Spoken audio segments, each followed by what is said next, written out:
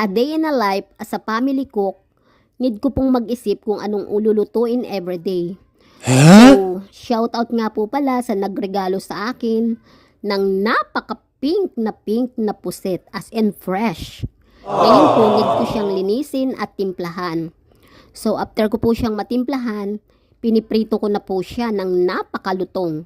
Kailangan po kasi malutong talaga ang pagkaluto ng calamares.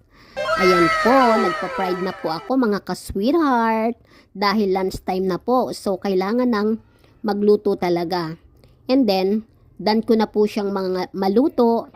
Ayan mga ka-sweetheart, nag-optional na lang po ako ng dahon ng sibuyas para masarap-sarap naman. So, thank you nga po pala sa walang sawang pag-like, pag-share, and pag-comment sa aking mga video. Nasa YouTube channel ko nga po pala ang kabuuan ng aking video.